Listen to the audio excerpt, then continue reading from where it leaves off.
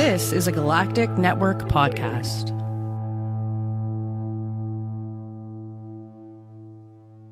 The Podcast of Terror is a great podcast. It's covering movies that are not for children, and thus this podcast is not for children. The hosts are two adults who will use bad words from time to time. They'll also spoil movies if that's not your thing. So if you don't like spoilers and you don't want to hear some dirty language or some dirty references to dirty parts of your body, then please, please, please wash your body parts better and do not listen to this show. If you can handle it, and I hope you can because there's a great podcast coming up, then please proceed with Podcast of Terror. Burn and fire, burn the fire. Burn and fire, burn the fire. Welcome to episode 128 of the Podcast of Terror. I don't even know if it's the right number anymore. I keep fucking them up, and I guess I stopped caring. But this is a production of the Galactic Network. For more on this podcast, including show notes, contact information, subscription links, go to gncast.com/pot. I'm your host, Matt Stein. With me, as always, is Corey. I don't know what a tip drill is, Scott. I don't, but I also don't know what number this is. I'm not an accountant. It's not like we don't have a list of every episode we've ever done with the movie and the guest, and I still fuck these up all the time. Yeah, you could just go. No, I guess you can't go to that sounds iTunes. Difficult. I could. I was in there before, but I still ignored it. Our guest this week has the most Irish-sounding name with the upper body strength to match. He also has a short film available on Vimeo now called Friday. Man, I'm going to try and not murder an Irish accent. Brendan Jameson O'Brien. Hello. I bet everyone What does listening the upper didn't body expect- strength thing mean? Because I looked at his IMDb and everything is a boom mic operator. Okay. It is accurate, it's just and like- that is pretty ironic considering my difficulty in trying to connect a microphone to talk to you guys today. Hey, that's not your fault. That is Mac and Chrome's inability to just get along. Thank you, Steve And that is Jobs. sad. That's why we're glad you're dead. Yeah. Oh. Ooh, harsh. Oh, yeah, but I don't say it about the new guy because he's gay, and that would be a hate crime. Corey just Possible. said so many offensive things there. Like as mentioned, so Brendan is actually calling in, kind of, but he still has his Hangout video on. So you can, if you want to watch him in a tiny little box, hold a phone to his face, you can watch that on YouTube. Yeah, we were also convinced that his like sex fetish was wasting people's time. So that's why It's he's like, not "Oh, having just-" his face in a tiny little box. That's a better one. Like, that's just all I've ever wanted to do is have my face in a tiny box, and then we had to break it to Well, him. this is happy Mother's Day to everybody. I had to break it to him that Corey and I get off by helping people with tech support. So So, yeah, it really was fortuitous. It worked out for everybody. It's a great way to start things off. we have the perfect relationship because we just get each other off. Speaking of getting each other off, you mentioned another short film that the name was a literal mile long. So Yes, I'd like one you to full say mile. that, Yeah. and then talk about what you do. What do you do with your life?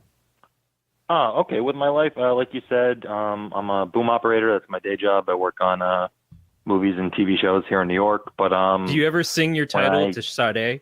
sorry, do I ever? Do you ever what? sing your title to Sade? Like, I'm a boom operator. Boom No, that actually, I've operator. had that sung to me roughly 5,000 times. Yes. Wow. I don't bring is- the good jokes. Does No, happen I a just lot. bring the No, jokes but I know. Still, no, but if there's something to be said for jokes that go right into the zeitgeist, so there's something to be said for that. Yeah, I've definitely. I know I'm intimately familiar with parody versions of Sade songs as a result of my chosen profession. But no, yeah, I've been doing that for a long time, and you know, when I can kind of break away from that, it's a good living. But I write and produce short films, and that's what I've been doing the last couple of years. So, like you said, there's a movie Friday that went around that people could watch on Vimeo if they're interested, about a girl on the night of Ted Bundy's execution. Okay. And then the other film you said is called Alan Anders for short. The full title is Alan Anders Live at the Comedy Castle, circa 1987.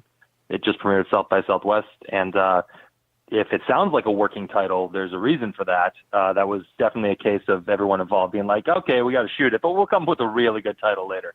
And we just kind of went with that. Why do at the I end of feel the day. now, Corey? Before this comes up, and I forget to mention it, we are stealing Brendan from Wii Studios once again. Oh yeah, Jack Bacone. I know him for a long Jack. time. Me and him went to school together a million years ago, and I went episode of 90th percentile with him and Dan. It was a lot of fun. Yeah, if Jack You're ever right. again says that he wasted his money going to film school, we have benefited so much. I was going to say, I got Jack's money's worth. Now, I feel like Friday is something that we have either talked about or I have heard of outside of Jack or this moment right now. Okay. I could have also yeah, made it up after a long night of drinking. And fair enough. I Yeah. mean, that's how I spend most nights as well. So no judgments. No, Friday is a movie that was directed by Laura Moss and that I produced. We're writing partners, and premiered at South by Southwest 2 years ago, and we had a really good festival run with it. It's about there's this real life event when Ted Bundy was executed in '89. This impromptu tailgate party happened, where like hundreds of people, pre social media, pre cell phones, just all got the same idea that they wanted to go have a tailgate party across from the prison and count down to his execution. So the movie takes place in this really small Florida town, about an hour between Gainesville and Jacksonville, where that's the seat of executions for the state. And it's just about this, kind of coming of age story, this teenage girl and a couple other kids on this night when this really kind of macabre, kind of carnival festival things happening that really happened back in '89. Huh. That sounds fucking Yeah, awesome. it's a trip. It was a weird real thing. You can look up the photos online of the actual event, and it really is. It's people selling T-shirts and "Burn Bundy Burn" signs on the local marquee. And the title of the movie is FRYDAY, because that was actually a bunch of signs were around saying Tuesday is Friday, and that was a joke that some sign makers had Really in exciting. 1989. I think I'm going to watch this when we're done here. Yeah, we're proud of how it came out. It got a good reception. We had a good run. But yeah, it's available. You can watch it on Vimeo. It's a staff pick. Just FRYDAY Friday. Yeah. It's I'll have the link in the show notes. But yeah, if you just go to Vimeo Friday, shows up right on top. 2 lines down, Big Bender. I want to say, just in reference to what you were saying earlier, Matt, I want to say that I heard about this on Harmontown. Really? I feel like That would be he news talked to about me. this documentary. My Google alerts are letting me down if that happened. But that would have been neat. I don't listen to it religiously enough to be able to back up Corey. But I do think I should mention that Corey gets turned on by lying to people.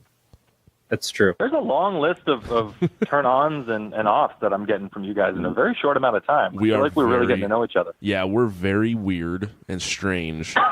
And the thing is, I have to have a signal device to let people know, because there's no other physical acumen that shows up when I'm turned on anymore. We talked about that a couple weeks ago. He had LED So- lights installed in his nipples so that people know when he's turned on.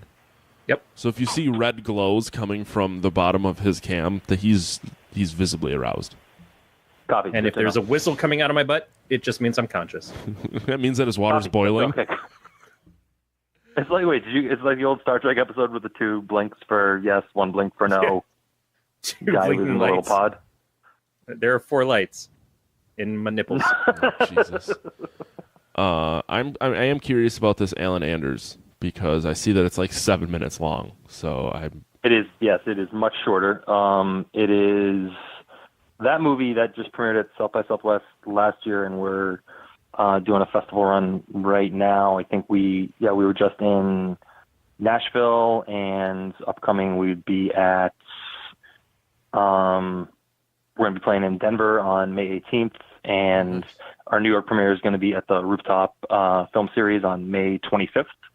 And you can look all that up at alananders.com.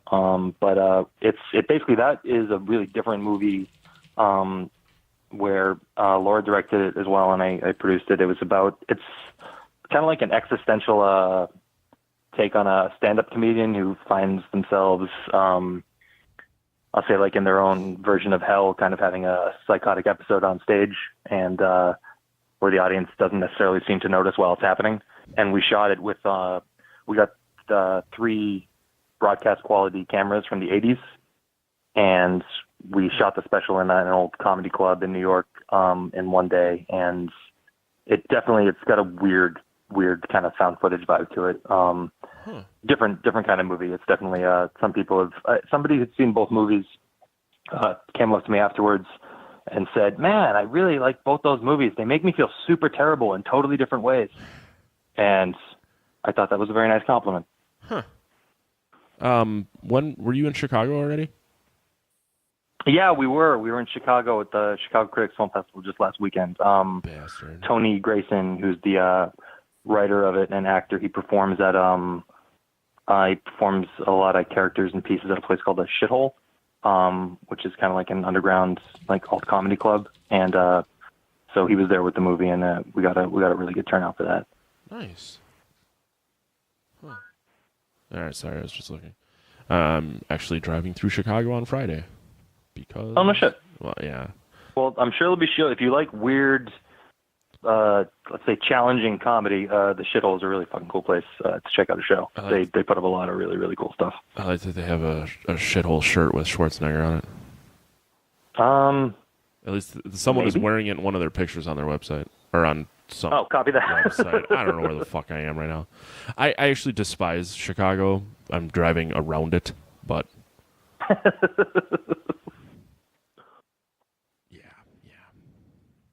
Enough of that. What else do you do? I'm like trying to go through your. I was really let down that you don't have like a thick Irish accent, and we just have to ask you what you're saying every time. I could do a fake Irish accent for a minute if you want. No, you don't have to lie to us. What do you? Okay, like most of my family is they're from the south. So actually, this wouldn't really work. It's kind of a Dublin accent. It's probably not very good if someone's listening from Ireland, but it's all right. Like passable if you were like really drunk and like someone might buy it. But like my relatives in the south, it's kind of like a lift sort of thing. So it's like they go get when it comes in the weight and they talk about it in the circle weight on they go with the phone to the I don't know what he's saying. No idea what's happening. Yeah, that means it's authentic. Yeah. If you can't understand it at all, that's the key. No, that's a real accent. If you just like stray further and further away from reality, like it's rural, you get so many compliments. Like, oh, it's so real. Like, really? Those weren't even words. It sounds like you have just a wad of French fries in your mouth. You're doing good. It does. Well, at times late at night, that's the only thing they really have open. So you will have a lot of French fries in your mouth. Sounds about right. So I do see you're drinking beer with me, so I'm not alone. So I got to ask what it is. No, I didn't want to make anyone feel lonely. So it's not the first time I've drank alone on this show. I think last week I drank alone and got incredibly drunk. That's also how I got through 7th grade. Yeah, I got real drunk in 7th grade. No, I didn't, Corey. Anyways, what are you drinking? I'm drinking a Brooklyn's summer ale. Ooh. Well, hang on. I got to make your face big. There it is. So it's a nice, cool sewage? Yeah. No, Brooklyn makes a lot of really good beer. I wish I can't get it anywhere near here. I think Ohio's like the closest state, and I hate that state, so I just don't drink Brooklyn beer ever. So that's a thumbs you have down a hard Chicago, fucking time getting through the country. I've had a lot of terrible experiences in Chicago, although they do house one of my favorite burger places known to man, Kuma's Corner. Okay. Every burger is named after a death metal band. Okay. And the food's actually really fucking good to begin with. But like the suburbs, I'm fine with the suburbs. Like there's 3 breweries on the west side that I'm stopping at on my way to Munster, Indiana, which is where 3 Floyds. Munster. Oh, okay. Yeah, so there's the Illinois-Indiana border, and Munster is exit 1. Okay. So that's like the cheese? Yes, like Munster cheese, yes. Yeah. Have you ever heard of 3 Floyds Brewing? I have not, no. Okay. I think it's a big Midwest thing, so it is what it is. It's terrible for you because they make a lot of really good beers, but they're doing their yearly limited release. So this town of like, hold on, I don't want to make any lies, so I gotta my wife's deciding to do construction on the other side of the wall, apparently. Let's see. So Munster does not. So there's 22,825 people in Munster, Indiana. Okay. Once a year, Three Floyds releases beer, and 13,000 more people show up to pick this beer up. Holy crap. Yeah. So the city, like the police, get real lax on open container laws on the streets. Yeah. And like I don't know what kind of music you listen to, but Dying Fetus and Pig Destroyer are playing this year. And last year was Amon Amarth. Copy. Yeah, so that's. I'm going to assume that's a metal. That's not a jam band. No. Amon Amarth is like a big Viking metal band, so their drum riser is like a Viking ship. I don't really listen to it, but it was still pretty fucking cool to see. But yeah, so that's why I'm driving around Chicago. And For a beer / Viking metal festival experience. Pretty much. Yeah, pretty much. Cool. Just stand in a parking lot in hopefully not the rain. And Copy. Yeah, that's my life. I'm really. Matt, what are you drinking? Oh, thank you. Sorry, I've not had a lot of sleep this weekend, so I'm very spacey. First up, I got Collective Arts, Life in the Clouds. I can't do anything. It's a hazy New England style IPA for the hipster that doesn't want to chew on plants. And then, Speaking of, I had hipster lunch on Friday. I actually had kale chips with my. Dude, kale tastes like soap to me. I don't know how you feel about it. This was scorched with a bunch of, I assume, olive oil. Oh. Not seasoned well enough. I think it either needed more salt, or I would have preferred to have some Parmesan grated on top of it. But it was actual vegetation as part of my lunch, which was not a usual thing. I'm proud of you. I'm telling you, I started eating a lot of spinach and asparagus, and my pee smells terrific. Oh, we had cabbage for dinner on Friday night, too. Well, I bet your ass smelled terrific. Yes. It was cabbage with bacon, but it was amazing. God. I bet your insides were not happy with you. No, they felt great. The first time roughage in like 14 years, so just go for it. I love vegetables, which is weird. So, speaking of vegetables, I'm going to drink this Oat India Pale Ale next from Central State. Do you think an oat is a vegetable? No, that was just my segue to say the other beer I had. And it's not a good one. It's just the opening I had, so I took it. Say hi to your wife for me. I got nothing. I was waiting for her to start fucking hammering nails through the wall again. And then the way my life goes, she's going to slip and the hammer's going to hit me in the forehead and my death's going to be on YouTube. Hey, we finally get some viewers, probably. We probably would. Did I sound like Jack there? Did I sound like too sad for my own good? No, not nearly sad enough. All right, good. I love you, Jack.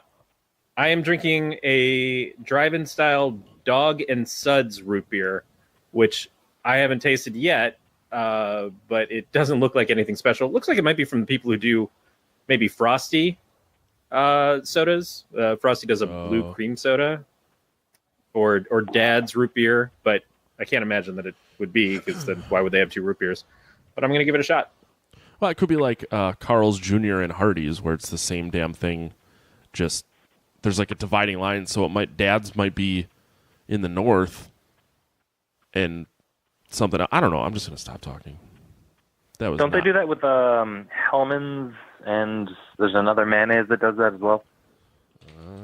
Like Hellman's, there's one mayonnaise, but then west of the Rockies, it's called something ridiculous. I mean, guess I should talk to the person who's from west of the Rockies. I don't know. I guess I got to look it up. Well, up in the Rockies, they don't want to talk about hell, so. Hellman's real Yeah, I don't know. It's got a little.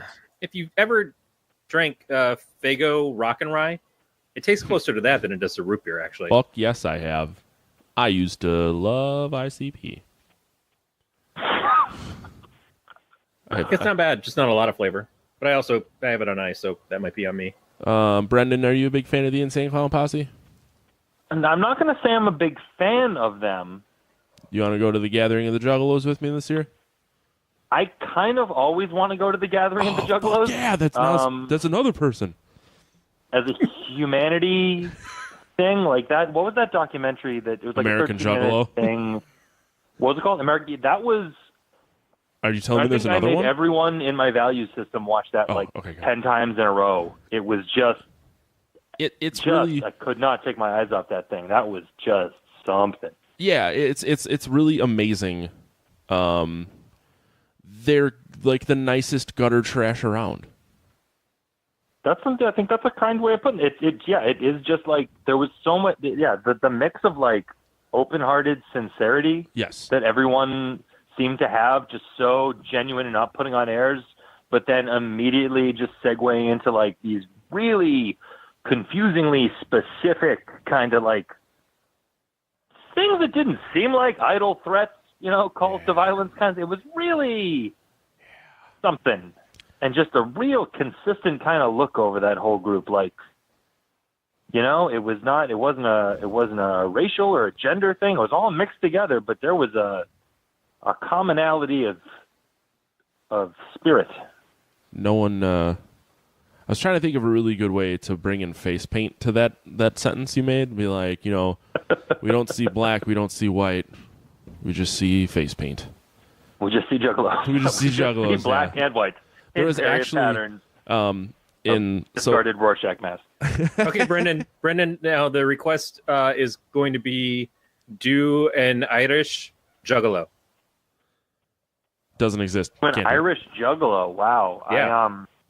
Okay, give me a second. I want to get into character here. So while you get into character, I just want to tell you this quick story. I live in a suburb, a suburb of a suburb of a suburb of a suburb near Green Bay, Wisconsin. And there was a rapper named, I think it was Bloody Ruckus, he called himself. Okay. But he was involved in a sacrifice of a girl's pinky for a fallen juggalo. Right. And he put the pinky in the freezer because he was going to eat it at a later date. Fast forward, I think he did like 8 months in prison. I get invited to some rap show in a nearby city with Bloody Ruckus. I'm like, I kind of want to go. Oh, he was performing, or he was just going to be at this party? No, he's performing. Got you. It's Okay. Yeah, just out of Folsom Prison pretty much. blast. Yeah. So now for your Irish juggalo. Oh, shoot. I was so compelled by your story. Oh, sorry. All right, I'm going to half-ass this as best I can. My apologies to any actual Irish people listening, or I guess actual juggalos. Right, it's like all about positivity. It's like people want to say that we're like, gangsters or like terrorists or like something like that, but it's not. It's like completely just like love, it's like, it's what we say, like, the juggalos are family. Like, these peoples are my family. Everyone here is my family, and you fuck with my family, I'm going to fucking kill you. I'll fucking cut your head off.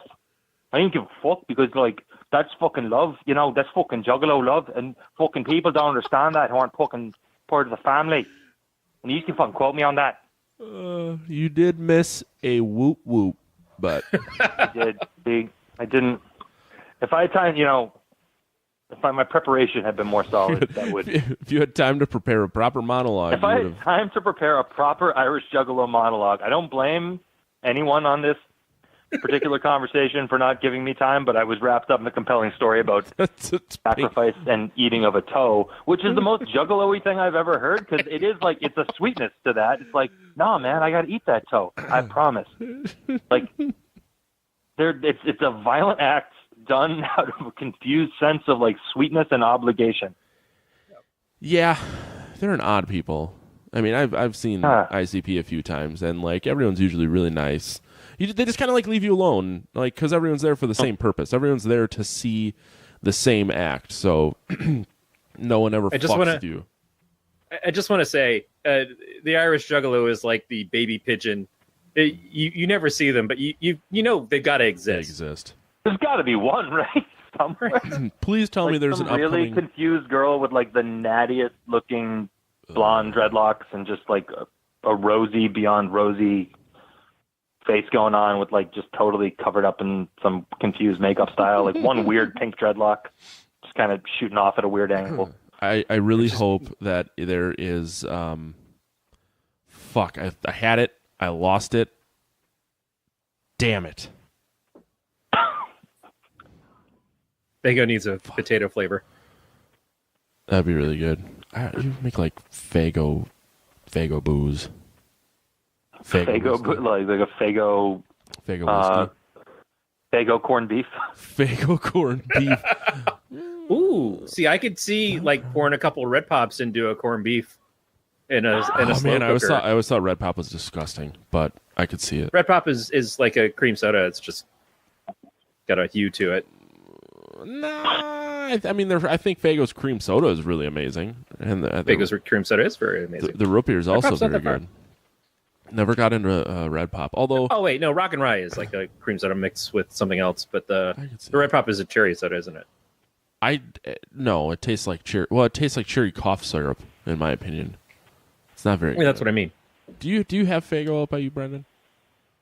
No, absolutely not. Fago is not. I don't know where the line happens, but it happens well west of the New York, New England area. Either that or the only time I ever saw Fago was either in Insane Clown Posse Paraphernalia, or I did a movie in Detroit like 6 or God help me 7 years ago, and it was just everywhere, and I was like, what the is this?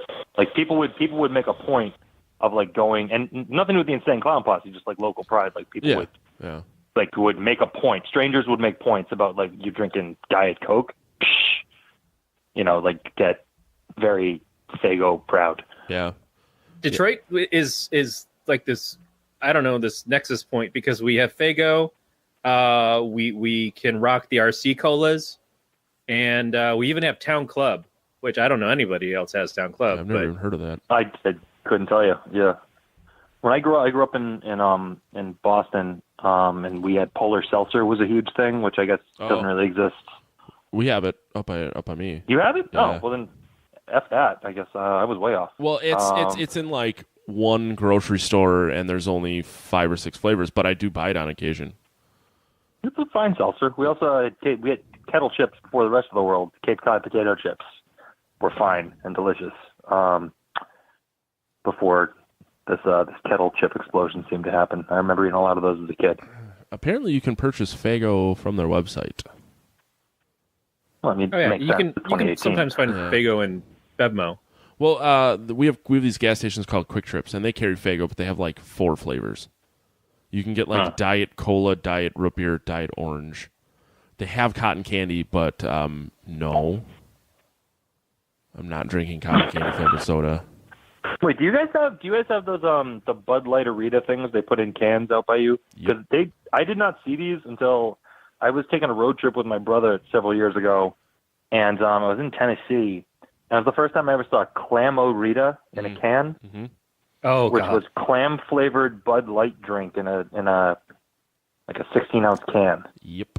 Yeah, those Bud Oritas used to come in like 10 or 12-ounce cans, and now they're in like 40-ounce cans because Yeah, they're not? jumping up. Yeah. I just assume it's because the state I live in is just entirely alcoholics.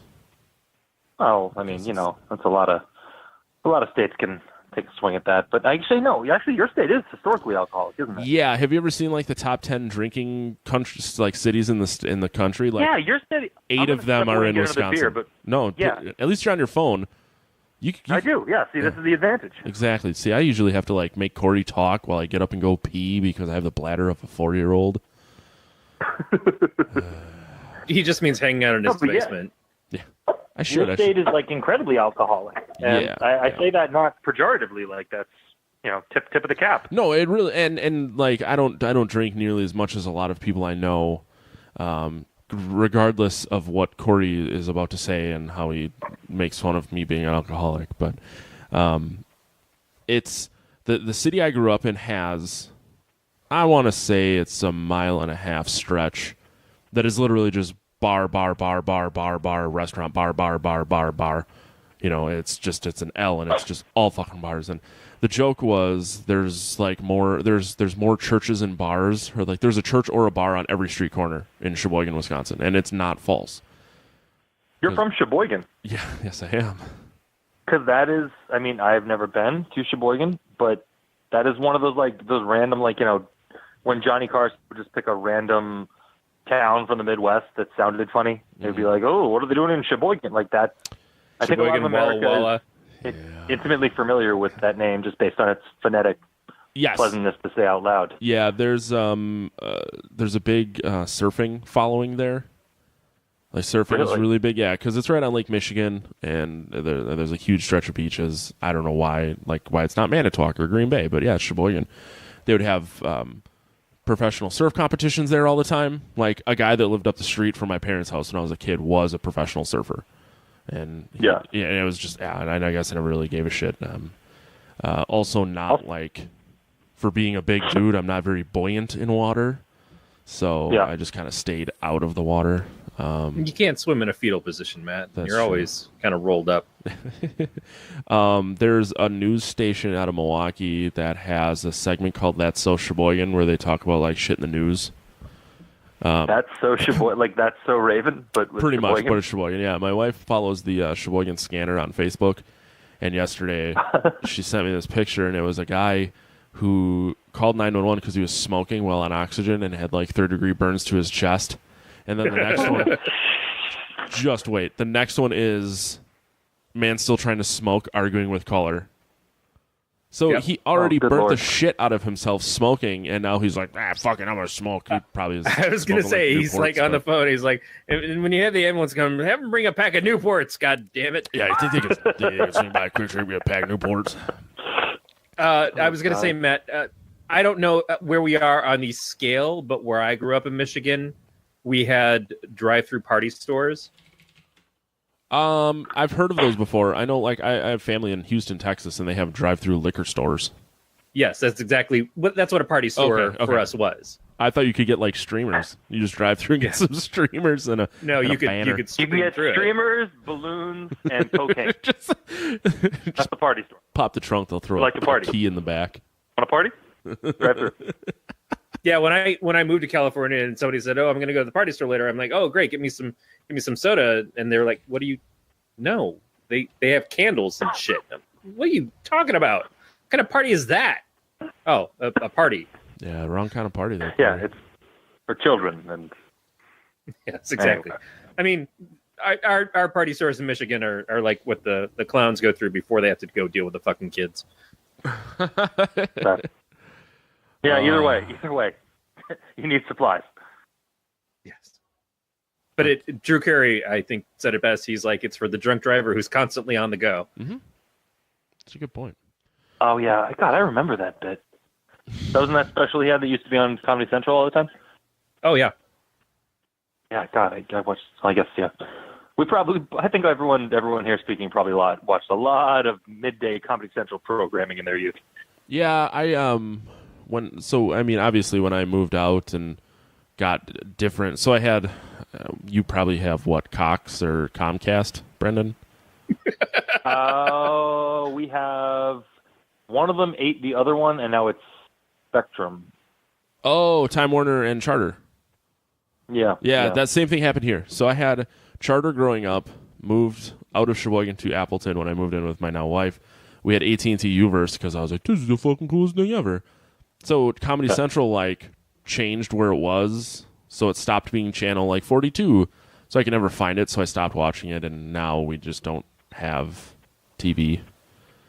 But Comedy Central, we have Sling, which I think I get Comedy Central, but I watch True TV or just Netflix.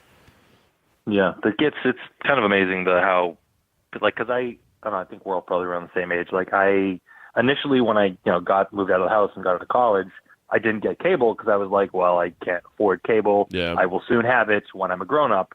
But then technology just kind of evolved around me where I was like, oh, I don't fucking need to buy that shit. Mm-mm. Yeah, like, I can just get Sling, or I can get any shit.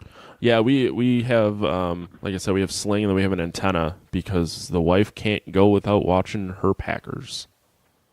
Dude, hey, God bless her. I have an antenna, and I use that for, the big sports games, whatever they are, like, national stuff. And then, occasionally I will, I don't know how you guys feel about it. I will still watch the occasional live Saturday Night Live, not because I think it's going to be particularly good, but it's like comfort food from being a kid. Mm-hmm. It's like eating like that Chinese place around the corner you grew up, on. It's just like, I don't know if this is objectively good. I'm not going to ask anyone to do it with me, but it feels nice right feels now. right. I know It the feels format. Right. To be perfectly honest, if I'm awake late enough on a Saturday night to watch Saturday Night Live, I'm drunk. Oh yeah, no, well, the ditto, but Yeah. all depends on the ins and outs. The like, are you having sex with a female? Oh God, no, that You don't know how to do that. But no, the the ins and outs of. Well, I guess maybe that would be one of the things. There's many ins, many outs, So many considerations. I should mention. So Jack, our mutual friend that we mentioned, We Studios Jack, Yeah. just messaged us on YouTube, and it says, "I've been listening to you guys my whole trip from Staten Island. I have no frame of reference." He says the train is shut down downtown, and I had to pee so bad, so now I'm listening to you guys at an empty Irish pub in Fitty. Which one? I don't know. Jack, which Irish pub are you at? I guess Brendan can hear you. You can hear. Fuck this. I don't know, Jack. I don't know what Fitty is. What is FIDI? FIDI? Fidix? I just hope that he's Fidelity listening to Dix? us while peeing at that pub. I hope he's listening to us dick in hand. Wait, what's the context? FIDI? Yeah. Ironically, you mentioned getting up to pee as I finally peed after 10 minutes of playing it cool like I wasn't here just to use the bathroom. I'm still trying to figure out what Fitty is. Well, Jack, while I you're don't know. there, your mission is to find someone who's authentically Irish that is also It's into a the juggalo. ICP. Yeah. So it's an Irish pub in Fitty. Is that one of your silly neighborhoods? Not that I'm aware of. I've been here a minute. Fitty. Fitty. Uh, Fitty. Financial district. Oh. I had to Google that. I swear to God, I really Would that be the FIDI? I had nothing. They're the FIDI? I guess if you said FIDI though, I still would have thought you were talking about like a toolkit store. He already Like, said he's I- hanging out I with the don't young know. hipsters now, so Yeah, Jack's all about shortening words. Like Is it about the FIDI? he's about the FIDI, and he definitely will appreciate a nice beer. Oh, very good. And then maybe he can, after he's done in FIDI, he can cruise up to Nolita and Look, don't be so maybe basic. spend the night dancing around in Spaha. I don't. Now I'm confused. I caught basic. I knew that. What is? I want to go to Hell's Kitchen. I like that show. doesn't that take place in California, Yep, though? that's it. No, it The whole totally. economy is just based off Gordon Ramsay. Yeah. No, yeah. The show takes place in California, and I'm pretty sure if I went to Hell's Kitchen, I would just curl up and scream about how much I hate all these people. Yeah, that's about right. We've only known each other for a small time here, but I think you got it about straight. They're actually, God help me, they're mostly gone now, but even like a couple years ago, there were still these like Hell's Kitchen-y blocks that like, would just be like a weird bar that was like one level and like a green door and people just openly selling cocaine behind the bar. But So is Hell's So- Kitchen a shithole? Like, I guess I know nothing. no, about it was historically, but it really, really completely 100% is not. Okay. It was a rough area, like for a very, very long time, because it was right near the docks on that Yep. section of Manhattan. So it was mostly dock workers and a lot of like, what you'd call like old-fashioned northeastern union folk. I'm looking at it on Google Maps, and I feel like I visited it. I turned on the old satellite view. I could drop down to a street view if I need to, and I feel like I'm there. Oh, there was a great. I just there love the was a- differences between New York, the whole metro area, and San Francisco. In New York, you've got Hell's they're both Kitchen. terrible. In San Francisco, you've got the Tenderloin. It's just so opposite on the spectrum from each other. They're different. I mean, they have their own ups and downs. I've never been to San Francisco. That is Just probably the. don't ever go. It's most terrible. I would like to. I want to. I hear it's the architecture is very interesting and it's got its own unique. Oh, sure, kind whatever's of, standing at that moment. Because there's a homeless on every corner. I've heard about that too, but that's also. I mean, that's not just San Francisco. It's just increasingly so because So it's more expensive to live in San Francisco now than New York, right? It's pretty close. yeah, I don't know what That's the mind-blowing. homeless situation is like out by you, but we don't deal with it because it's fucking 40 below all summer. And I know you guys have cold That- too, Yeah. but you're also still a major city. Jack says he's at Murphy's. Murphy's. Yeah. Hey, I know Murphy's. I was at Murphy's No lie, Jack. I was at Murphy's last month because I had to go to a union thing, and Murphy's was around the corner, and we went there because the White Horse was too crowded. So, yeah. That's awesome. So, since we're 40 minutes in, we should probably talk about the agreed upon viewing for this week. Yeah, I guess so. I mean, this is nice, but if anybody wants to jump in on that, I'm totally down. I like I told you. So, yeah, I don't really know where to start. It was a BBC show called Garth Marenghi's Darkplace. And Brendan had, when we started, because this is all short notice, obviously last week we did not know that Brendan was coming. We didn't know what we were watching. So when he's... I'd say 90% through the show, I didn't know what I was watching. But I loved the style. Like, it obviously it has multiple characters who were in the IT crowd, and Matt Berry's in Toast of London. So it's like the style, although I fucking hate singing in TV shows. So when he sang... towards the end, I got really upset, and that's also the reason I gave up on Toast of London, was because he was singing in every episode. But I loved that song because it was you mean One Track Lover on the last episode? Yeah. It was straight up Miami Vice Don Johnson's Heartbeat. It was perfect. It was actually a really listenable song. Yeah, it's a really good, and there's an extended cut you can find online, because they recorded a 3.5-minute version of that song, but they only used the little bit in the show. Yeah, dude, I'm so glad you guys checked it out and it wasn't too weird, because you said, like, yeah, pick something, whatever, and the first thing that came to my mind, I don't know why, I was like, I could talk about the show for, like, you know. I had never heard of it. So yeah, it wasn't, it's, you know, a lot of times you bring up a show that was, like, over in England or something, and, you know, people will be like, oh, it was just really big in Britain and, you know, in the UK, but, like, apparently it really wasn't that big over there either. It was just so weird. And it was on Channel 4. It was just on, like, regular-ass TV. Yeah. And I saw it when I was going to school in Ireland, and shocker. It was, you know, they have, like, you know, 4, yeah, right, shocker. But, you know, like, over there in 2005, like, we didn't have, like, a satellite connection, and there's no cable. So in the where I was living, it was really just, like, you know, 6 TV channels. Mm-hmm. And you just watch whatever's on. There was no internet in the dorms, so we just would flip around, and I just saw this thing on at night, and I was like, what in the name of God is this thing? And me and actually Laura, who I was saying directed the movies we were talking about earlier, she was also in the program in Dublin, and we both were just like, what is this show? And we just became friggin' obsessed with it. But yeah, it was super, super weird. But you see, like, the talent and all the people who are in it, and, like, I just think it's one of the funniest, most, like, perfectly put together things, like, ever. I mean, yeah. So what was your guys' take? Well, a bit of backstory on it, because I'm guessing a lot of people have never even heard of this. But of course, yeah. It was a 6-episode mini. I can't even call it mini series. This was a 6-episode run called Garth Marenghi's Darkplace, and it is written by Garth Marenghi, who is author, Dreamweaver, visionary, plus actor. That dude, I love that so fucking much.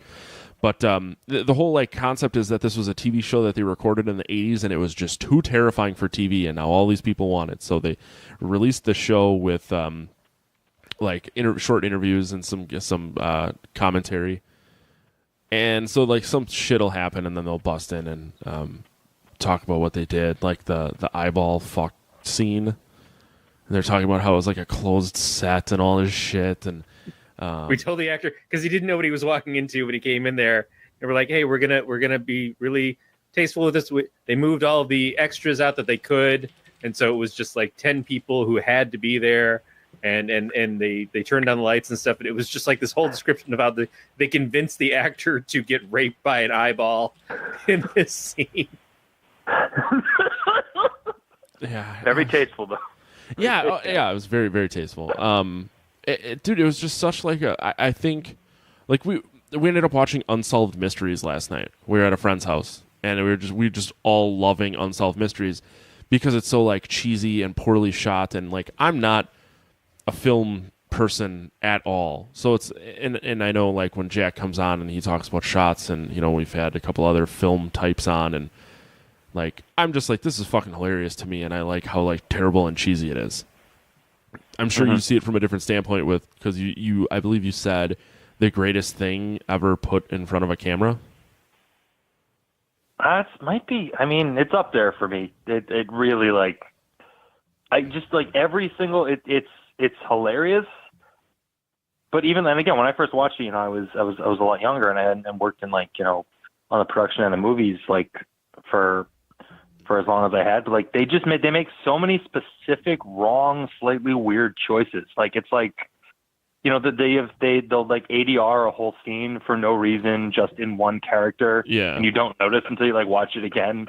Or they like they'll just move a background person like on a reverse shot in a way that it's not insanely obvious, but like you just, if you rewatch it, because I rewatched the whole damn thing again, like when I was going to come on and talk to you guys, and like I was still noticing all these tiny ridiculous so I rewatched things they made. The first episode on Friday at my buddy's, because I'm like, you gotta, because him and I have the same sense of humor, so I'm like, you guys see the show. And it was when what's his name, I want to use the correct name, so Dean Lerner.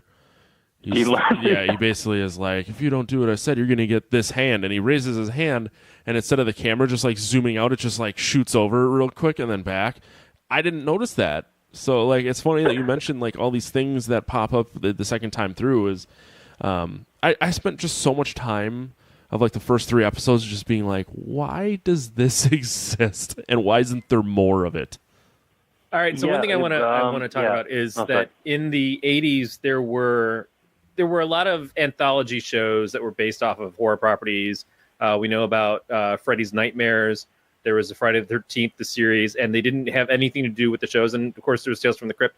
But there was also Ray Bradbury had a show that were, I guess they were based off of short stories and stuff, but maybe also just scripts that he did for the show. So he would come on and introduce the episode, and then they'd play whatever. And that's what this reminded me of, is that they take the fictional writer and they say, oh yeah, we're going to give him a series. But in this case, he created a series where he also stars in it, and it is taking place in one setting, but each of them is sort of a monster of the week thing, which I could easily see Stephen King doing. But it was just so bizarre, but it did fit pretty well with that 80s quality.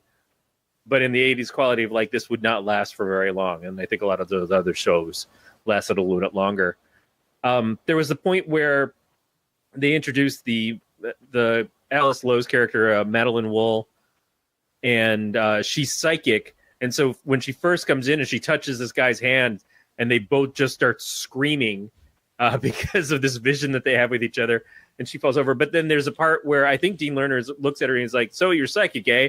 And she says yes. And then she blinks her eyes, and her eyes are completely black. Yeah. And then they go back to normal. And it was just so subtle and for no reason at all. It was just like, this is to illustrate that she's psychic. And I just died right there. I was like, okay, this is pretty good. I don't know why I thought it was so funny, but one of my favorite lines is when the weird guy behind the desk is like, can you start today? And she goes, do I have time to go to the toilet? And he just goes, no. And she's like, okay. Yeah, and then they again, so many like little things, but the way even the way just like they have the only one female character, and they're all patting themselves on the back in the interviews about like writing like real strong like women characters, and even for like if it's a fictional 80s, you said Madeline Wool, the character was just like psychic, like super doctor. They're asking her to like wash the dishes and like stand in line and give me chicken, for shopping and clothes. Yeah, like it just is so hilariously ridiculous. That show makes me laugh like few things because it just goes from like 0 to 11 so quickly. The end of the first episode is a zombie comes up at the funeral, and then there's I think literally like a minute and a half of no dialogue and just people discharging firearms, just like shotguns and pistols, and just like shooting at this freaking zombie coming out of the ground. Like, it doesn't make sense. It's on all like sides of the line. Like none of it like matches. It's just firing weapons, and like then he gets a flamethrower out of nowhere for no reason. It's so inspiredly ridiculous. I don't know. I just, yeah, man. I've always been a big I'm really fan glad. of I'm glad you guys liked it. I'm also glad to just share it with anybody because, like, yeah, people have not heard of it a lot, which always surprised me. But I'm like, well, I only know about it because I happened to be, UK adjacent when it was on television. I want to interject here real quick. Jack spent $15 on a data overage plan just so he can stream the fucking recording of this. Jack, I will buy the next round at Murphy's or any other bar.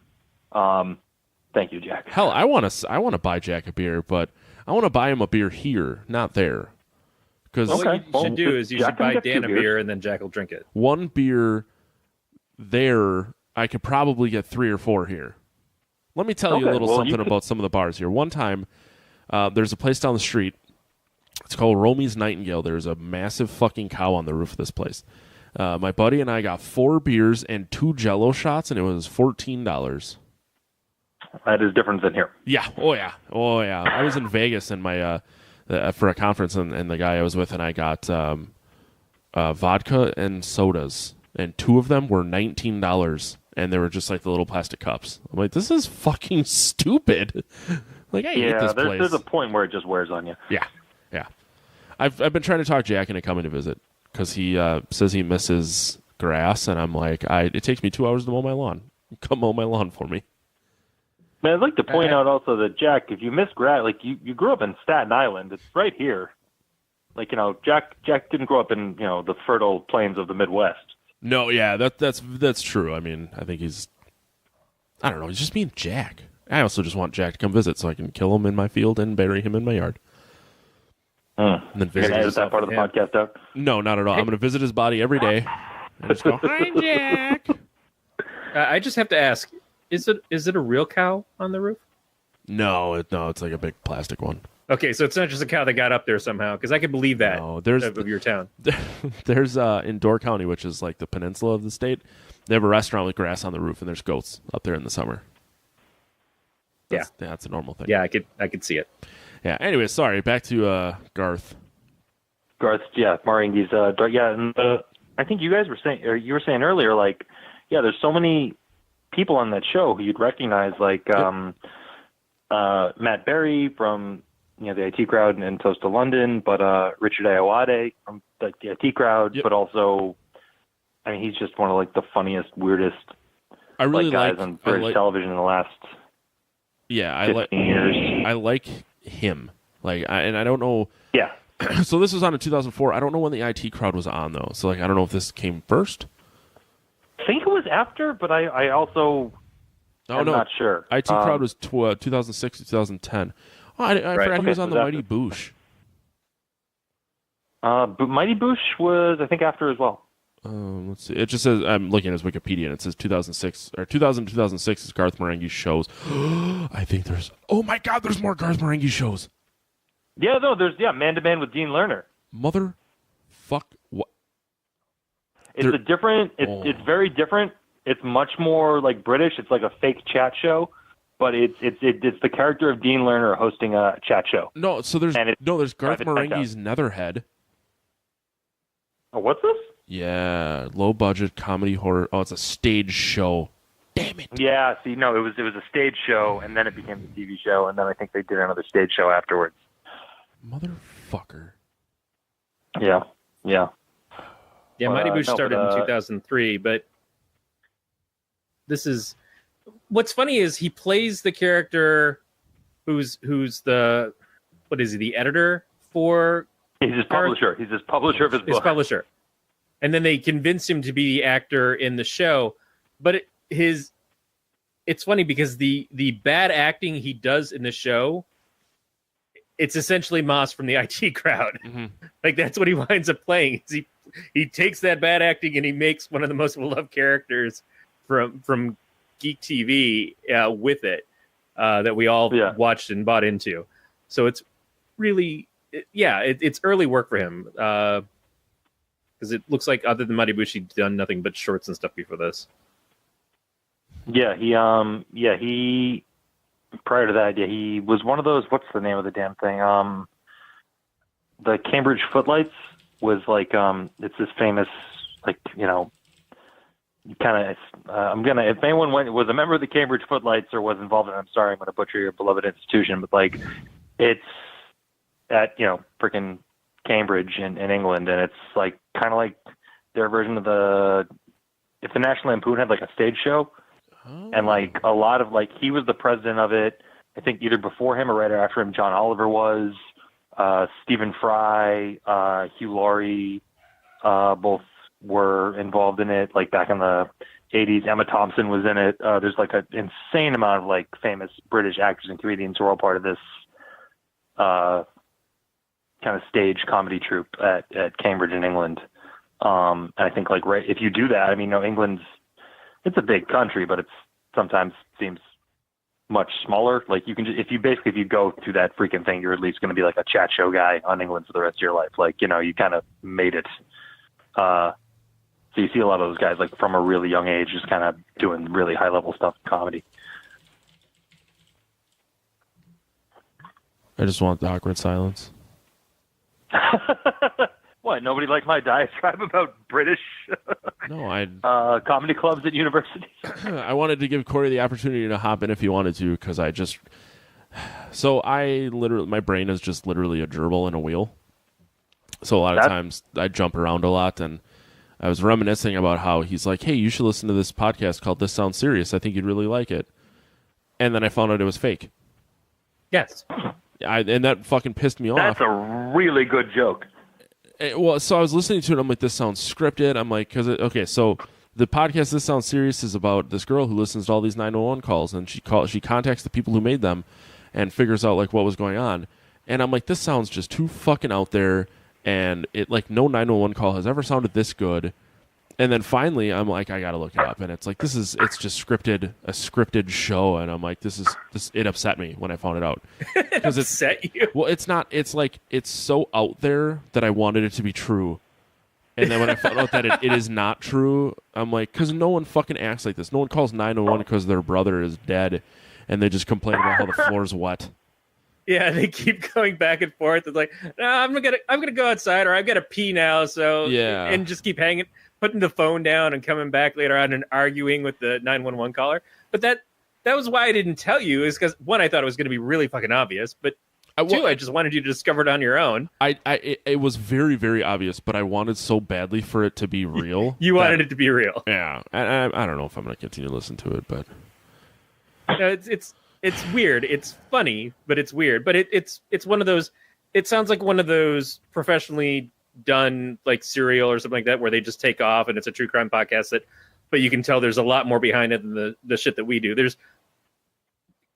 There's all this popularity behind podcasts now, and it's great. Yeah. But all that everybody's talking about is the stuff that's made by people like from PBS, or that actors or comedians do on the side. Yeah. So your Mark Maron stuff and everything, which is absolutely fine. It's not like none of them are bringing stuff to the platform. They sure as hell are. Yeah. But then everybody gets an idea as to what a podcast is, and that's not necessarily where podcasts started. And maybe it's time for the platform to elevate, and this is what is going on with that. But I feel like that's cool. We're the pirate radio aspect of podcasting. Yeah. We're in the mix, and we have just as much ability to be discovered as any of the big shows do, but they are the ones that float to the top of the recommendations, and we're not. I'm in a bunch of podcast groups. Like when Dina was on last week, she was talking about the podcast association that she's a part of and everything. I'm in a lot of those boards and stuff, but when I see people talking about it and trying to start up, I'm always like, yeah, that sounds great, but you're going for a different level than what we are, and I don't feel like I have a lot to offer in the conversations with people about like what kind of equipment and editing and all this stuff. It's like, we don't fucking edit. Matt just it's published as soon as this thing is done. We used to have opening music and shit. I don't even know if that winds up in there anymore. No, it's still in there. Jack still does our trigger warning. I still have the network opener. We used to have ads. I noticed you had Jack do your trigger warning. That's solid. It makes someone. He's got a very comforting voice. He really does. He does. I used to put ads in, but we don't get paid for ads, so there's really no urgency other than I'm just doing someone else a favor. Yeah, but I just like doing them. Well, But yeah, you don't edit. You don't quote unquote edit the show. Neither No, I do not. I. It just That's why I fine. don't care. Yeah. I mean, I care, but I don't care. Well, yeah, it is what it is. It hasn't people haven't stopped listening because I took an ad out. Right. So you guys, you don't have that sweet stamps.com money coming through. fuck no. I thought about And that's the thing Blue is, Apron would I be do cool. fake ads on one of my other shows sometimes where I try to come up with something on the fly that is usually a pounce off of some other ads that are on other podcasts and everything. Yeah. But it's more just to be in the practice of doing it if something ever did happen where we got higher up and we took advertising. But we would be weird because we would need it to be something that we actually gave a shit about to talk about it. Like anal beads. Yes, exactly. That tie to the corners of your Casper mattress because Casper is 100 free nights of sleep.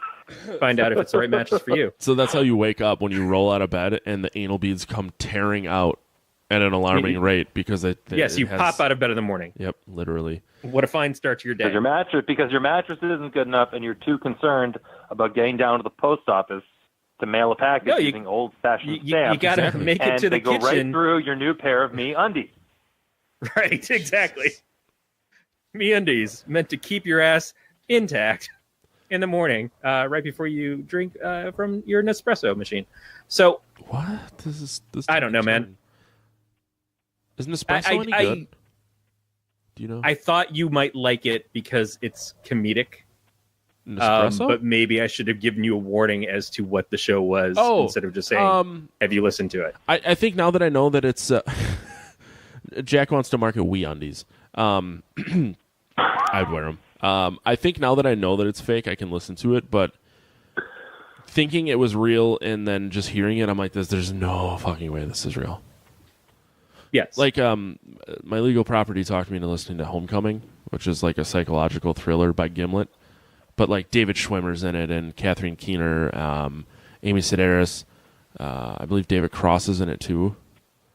So like I can take that with a grain of salt because there are all these weird conversations that wouldn't normally be recorded they're being played because I know it's fake. Whereas in This Sounds Serious, there's no fucking way that someone is this scatterbrained that he's calling 911 to tell someone that his brother is face down on his bed and dead, and then just be like, well, I'm going to go outside and get some air. And I got to go to the bathroom. Like, it was too out there. It's the absurdity. I find the absurdity funny. But there was that one podcast that just started with Kristen Wiig and Aaliyah Shawkat that I think the first episode came out and they've already signed up to turn it into an actual TV series or something. That's funny. That's all fine, but it doesn't feel like they're making the podcasts to make podcasts. Right. It's more like they're audio dramas. It's like a pitch for a first round of funding or something. And I don't mind that. I'm not against it, and I'm not some asshole who says, "Oh, it's a sellout of the fucking thing." It's not. It's just someone's doing something different. If it was friends of ours, if it was Brett and Nicole, and they decided to do some sort of dramatization podcast, I would have no issue with that at all. So why am I upset if it happens to be someone who's more established? Sorry, I was trying to. You were doing there. I was trying to look up the name of the podcast that you were talking about, the Kristen Wiig one. I was on the page. It's called Sandra, and then 30 seconds later, a fucking video started playing. Yes. I didn't see. Well, that might speak to the general point of the conversation. Yeah, you should get a Mac. No audio come from that. Hey-o. Now, Matt, you watch a lot of the pornography, the Adult Swim stuff by Tim and Eric. Oh, yeah. Yeah, I watched that too. Did this kind of remind you of that? Or the other shows that are on at that time of night, like the My Heart She Holler, or I've never heard of that one. But yeah, it has like that kind of slapsticky, off the wall type comedy, where it like exaggerated comedy, which I think is really Children's funny. Hospital kind of stuff. Yeah, and obviously, like, I feel like if I did a bunch of drugs and watched this show would be a lot better. It's not quite a Too Many Cooks, but it's pretty Jesus, weird. Fuck, man. Did you watch? What I really. Sorry. No, I was just gonna say, have you watched like the 11 other Too Many Cooks style things that they did that month? I noticed that seems to, understandably, so, whatever 100 billion people watch something, then Yeah. it starts to, they try and shove out everything they can after the fact. But I definitely saw a couple of them. But and I saw the really one liked about the Super mop. Truck. But yeah, there were definitely a couple things that came out afterwards where it, it just kind of seemed like they were kind of searching around for whatever they had lying in the bin that they thought might hit people. And that's not a knock on necessarily even the people who made them. I think it's just you got to strike while the iron's hot. You know what I mean? exactly. Yeah. No, but one thing I love, like specifically, like so much about Darkplace is, I think it's an incredibly hard line to ride. To be that ridiculous and never wink at the camera, because like the one thing I think I hate more than anything else in comedy is when, you have that kind of, that constant fourth Benny wall Hill breaking. style thing where you just like wink and you're like, don't worry, we're all in on the joke. It's like, that is the most deflating, not funny thing in the world to me. And a show like Darkplace where they're so in character, like literally like in the show and then on the next level where they're doing these interviews, and they are so committed to the insanity of the world they built, and they spent so much time making these tiny specific choices and rules that make it all make this kind of demented sense. Like that's why I love it so much, because like they can say these ridiculous things, and like especially Iowade's character Dean Lerner, who just goes on these rants about like basically just like admitting to murder and like people he's like trapped in his basement and all in the service of like not losing a client, but he's just so dead-eyed and so serious about it. It's just so funny.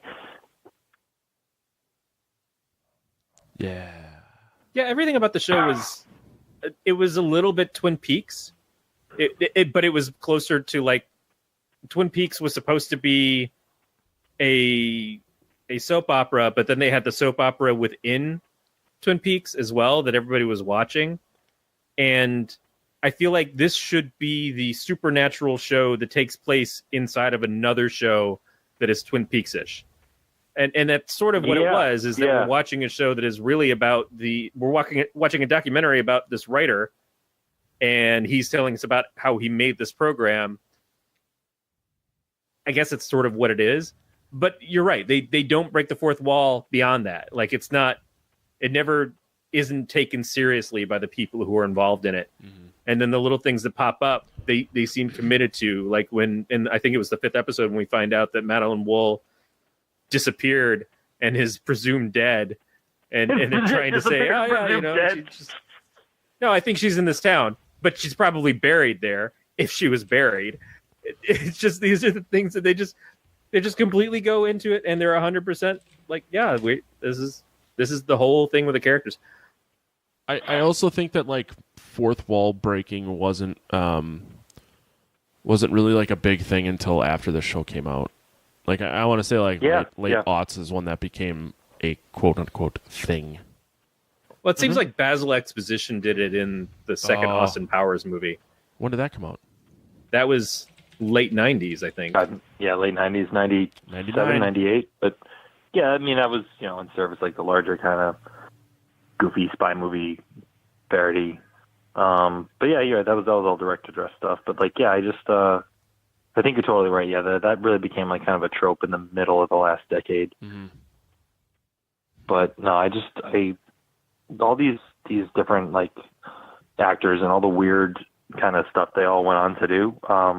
Did you guys ever hear of the movie came out like a year ago, Prevenge? No. It's a terrible movie. No, Alice Lowe, who played Madeline Wool.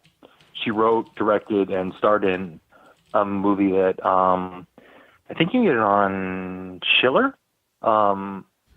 It was around like festivals like Midnight last year. It's about a woman whose gestating fetus starts commanding her to murder, and she goes around just on a murder spree. It's a fun movie. Sounds awesome. Yeah, definitely check it out. So it's kind of like Basket Case. Yeah, but maybe significantly Britishly feminine. I don't know. Yeah. It's worth checking out. I haven't It's a fun seen movie. Milo, but isn't that the one where the guy's got some sort of thing living in his ass? That I think it's one of the guys from the state. I don't know, but yeah, she's done a lot of stuff. She's been in a lot of things. I feel like she shows up in a lot of other comedy type shows like this, and then she's been in Hot Fuzz and The World's End. Yeah. I didn't recognize her when watching this. It was really weird to me to find out how not blonde she is after seeing her in this whole time. Although the wig is ridiculous, it seemed to suit her. But yeah, because she's kind of a mystery. Actually, so is the guy who played Garth, though. I would like to know more about what else she's done, because she was very good in this. Yeah, Matthew Holness, was the guy who played Garth. He actually he was supposed to play the zookeeper's assistant character in The Mighty Boosh. I can't remember the name. Was the American guy who was in Snuffbox. Did you guys ever see that show with Matt Berry? That's a weird as hell show. I can't remember his name, but Matt. He was supposed to play that, but there was a contractual thing where he wasn't allowed to appear on BBC shows because he was signed to another network for like that year. So I don't know. It seems like there was a bunch of stuff he wasn't in with the same group of people that he was just part of the regular group with. But no, it is funny how like it seems like over on British TV there's like this group of people who just appear in each other's shows. Like the Mighty Boosh guy plays the priest for a couple lines in Darkplace, and how they all seem kind of drift in and out of each other's orbit. Well, I feel like it's that way with people who were in the state out here. You just keep seeing them show up in the shows together, and people who've had association with them, like Paul Rudd or whoever, will keep popping up in the things that they do. Kevin Smith was always like, he got shit for the fact that he wanted to make movies with his friends, and they told him that's not how it works. He's like, well, why the hell wouldn't it work that way? Why would I not want it to work that way? And if you've got people who you get to be creative with and do something fun and interesting to all of you, then that's exactly what you should do. But I'm totally into checking out this Man to Man with Dean Lerner, because it sounds like when Hef used to do the show from the Playboy Mansion. Yeah, and it's exactly like that. I can't imagine like that whole would be intro hilarious like with Richard getting Ayoade out of a limo doing and that. trying. Yeah, that sounds fantastic. I'm gonna try and get my hands on that. Did you guys have a favorite of the different storylines? Because what do we have? We had the first one where the guy was a portal to hell and explodes, and the doctor's like, "Are you okay?" Then we had the they asked if he's okay. We had the eyeball creature. We had the psychic going crazy and everything chasing around the hospital. I think that one was probably my favorite one. We had everybody turning into apes. Yep. What was the last one? I don't remember the last one. The main ape was played by Julian Barrett or Noel Fielding. One of the guys in the Mighty Boosh. I always get their names confused. The ape was, I think, Noel Fielding, who I did not recognize until I rewatched it. Matt, what was your favorite one? I really like the eyeball fuck scene. Yeah, that was pretty great. I think my favorite's just the pilot, because there's so much insane stuff that happens in that first episode. Like, just the introduction and everything about it is just so ridiculous. Well, that's a good way to put it, because for me,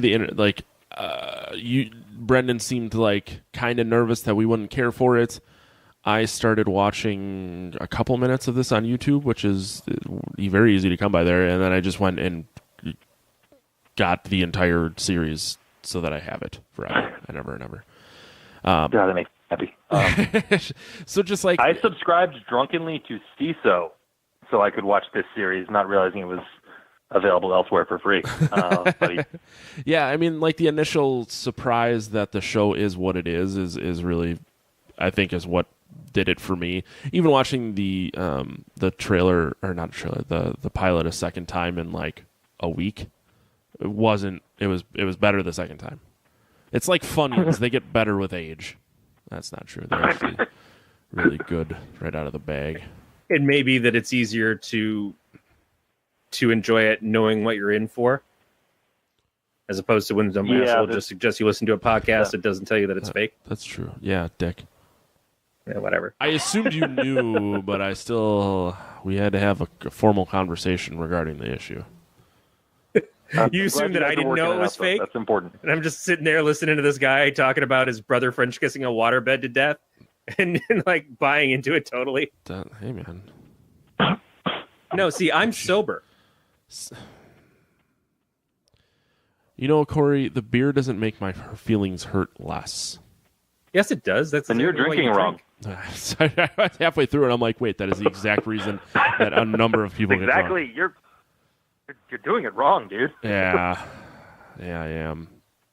Very I'll hard. tell you what does hurt right now. My bladder. Copy that. It's like mid-episode piss time. So, Well, do we have a lot more to say? and that was my then question is, I mean, if I know Brendan could talk all night about Garth Marenghi. I always want to call him Darth Marenghi. Sounds like a really awesome Star Wars character. Wait for it. They get enough, characters in there. They eventually every letter 13. combination is going to. Yeah, episode 13 of Star Wars is Darth Marenghi, and it's just an author, Dreamweaver, plus actor. Visionary, plus actor. Plus actor, so great. So I mean, I've kind of said my piece. Like, it's a really good show, and I plan to rewatch it, and I have, plans to understand it better. But I would just say anybody out there, if you like horror, which I assume you're listening to this, you probably do. If you like tropes of crappy 80s television and you like really, really tight writing, this is just one of the funniest things.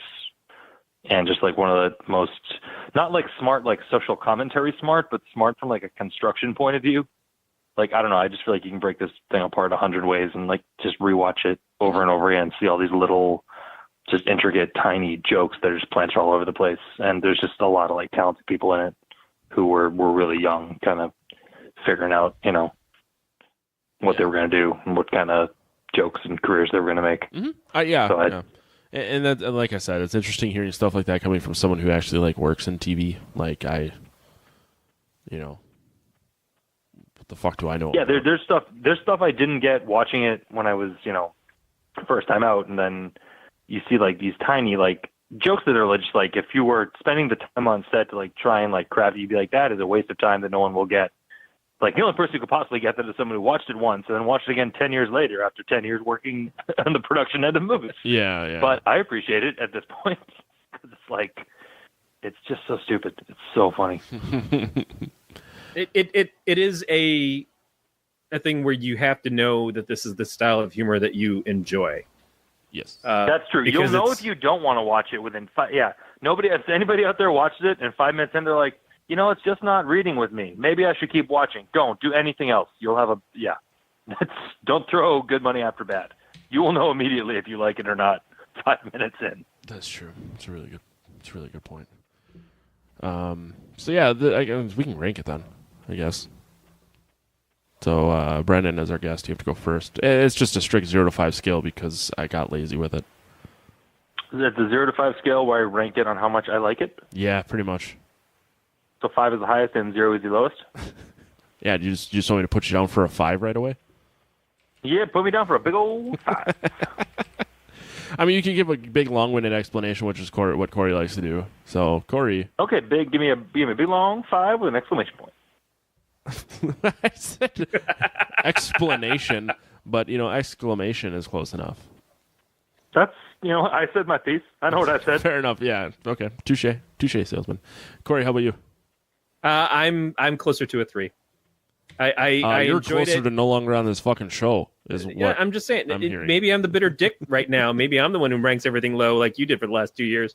Hey man, But- I was looking at our scores the past fucking 2 months, and we've had nothing lower than a 3. We've been. Wow, really, I thought I went lower last week. you. I don't care about you. This is about me.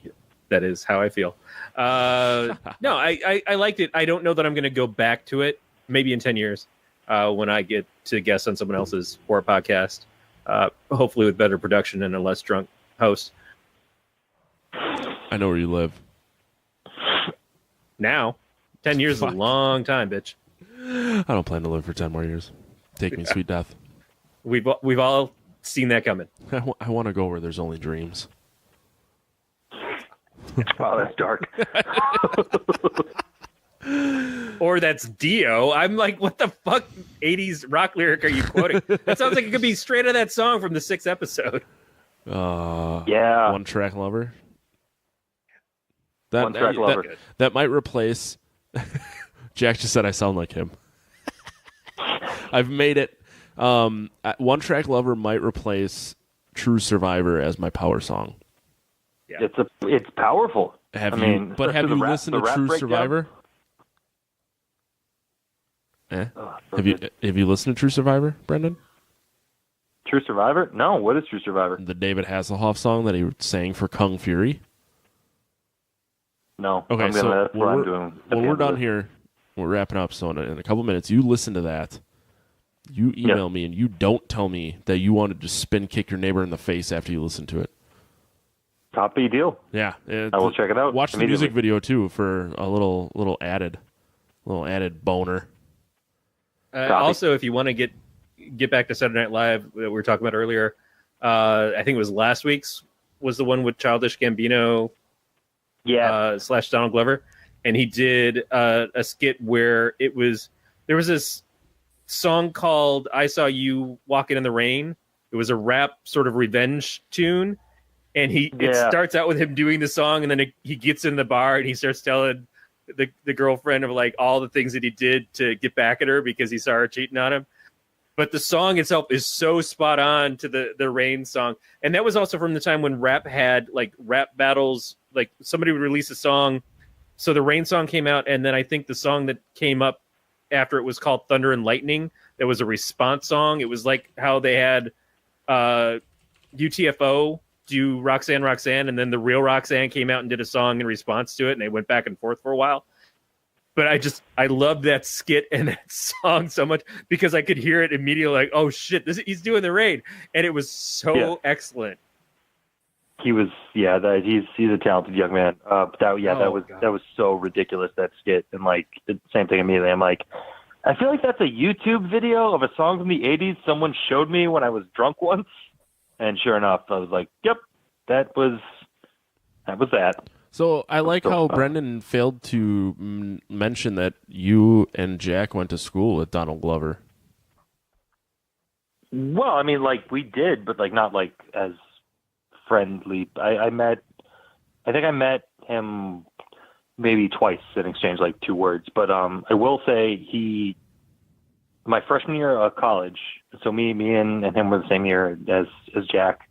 There was like a sketch comedy group that was holding auditions, and I went with like, a couple of people, and I'm sitting up there and like, and if you can imagine what a sketch comedy audition looks like with a bunch of like 18-year-olds, like just a lot of like people like trying too hard, turn stuff up to 11 or mumbling their way through, and I just remember like they did it like they'd have like 3 people read a scene in groups. And, he went up there, and I swear to God, like, it's like, I just remember, like, sitting in the back and being like, oh, he's better than everyone, like, by a lot. Like, I don't, oh my, oh boy, he's really good at this. And it's that moment when you're all at school and you're, like, thinking about your futures and, oh, I'm going to go on and work from this. And like, only a couple people from your class are really going to make it. And you all look up at this guy and go, shit, well, the numbers just dwindled for the rest of us. Well, he's going to be one of them. I guess it's between the rest of us. No, but like, yeah, he really like, and again, I think we didn't know each other, like really at all in school, but he was just a super like talented dude. Like, and obviously that is borne out. I'm a big fan of like Atlanta and the last stuff he does. But we went to, me and Jack and him were all the same year. And I think it's worked out pretty much the same for all of us. Yeah. All I got is that Willem Dafoe was born in Appleton, Wisconsin. That's pretty sweet. Don't you have a minor league baseball team too called the Red Wolves? We have the Timber Rattlers. Yeah, I made that up. Oh my god, What that's the actually from fuck? an Onion article. No, There's that improv damn it. training kicking in. I was about to Google it. I'm like, maybe. No, there was an Onion. This is a really specific joke that no one will enjoy. There was an Onion article written like 10 years ago when the Red Sox had a particularly bad closer who like they wanted to put out to pasture, but they owed him too much money. Oh. So they wrote a fake Onion article that says like, manager tells Eric Gagne he's being sent to, quote, Appleton Red Wolves to work on curveball. And it was just about buying a bus ticket to Appleton, Wisconsin, and they would just basically send him out to the middle of nowhere where he would die. Huh. Well, okay. Well, I mean, we're not that in the middle of nowhere. There is a minor league baseball. I think. But Blame the Onion. I know. but, I'm not. like, I'm not yeah, mad at definitely. you. I'm mad at the Onion by way of you. It's like the How to Serve That's right. Man bit of, oh yeah, you signed this contract, you're going to go out to Appleton and That's be with the Red Wolves. And it turns out that the Red Wolves is literally a bunch of wolves out in the woods that they're going to feed him to. And he just didn't read the contract far enough to find out that it's a cookbook. I would like to point out that To Serve Man is a really good album. And if either of you could tell me what band that is, I will give you all the money in my wallet, which is nothing. No, we don't know. Cattle Decapitation. I would not have I gotten that follow one. them on Facebook, so near. Wait, what? I follow them on Facebook. Why? Because they toured with Travis? Yeah. Okay, that makes sense. I'm like, how would Corey get to Cattle? And I forgot that they toured with Abiotic. You actually called me out on it early in the series of the show. You're like, you follow Cattle Decapitation? I'm like, yeah, I support my friends. I would love to meet the singer of that band, but I hear he's very nice. But I have met one band that was like my hands down favorite band at the time, and they were not very nice. And now I'm like, I can't support them. I stopped buying. Yeah, music. meeting heroes is a risky proposition. Yeah, well, I met Jack, and he's lived up to all of the hype. And then some. Sad hype. All right, Corey, we should probably do the outro. Matt, you before didn't score it. 4.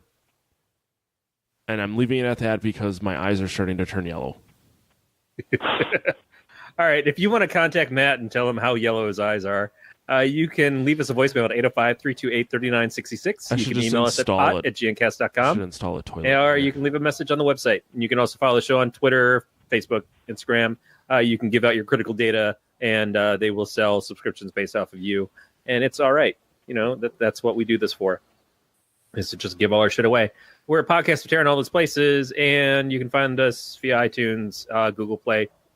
I hear Stitcher's dicks now, so I don't know if we talk about Stitcher anymore, but it's still there, I think. So if you want to, I that's didn't your take it choice. down. It's a Dave thing, not a me thing. I don't. You didn't read it in order. I don't know where you are. I'm at the part where you say, hey, if you want to help pay for this podcast, But did you pass up the bit.ly/pot review if you want to review?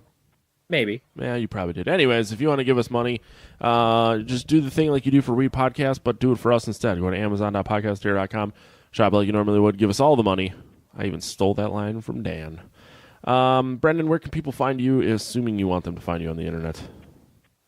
You can find me on Facebook at Brendan O'Brien, and there's only about 5,000 of those throughout the Northeast and Ireland. I'm not very savvy with social media, but if you're interested in any of the stuff that I was talking about at the top of the show, you can look for Friday Film on Facebook or Alan Anders on Facebook.